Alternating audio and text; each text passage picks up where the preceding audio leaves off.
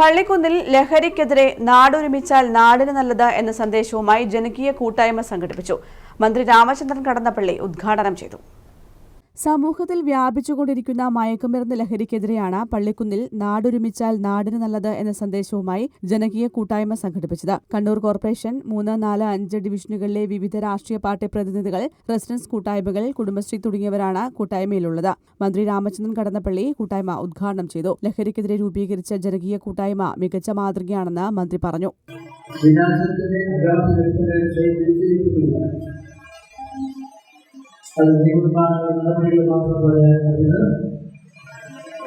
നമ്മുടെ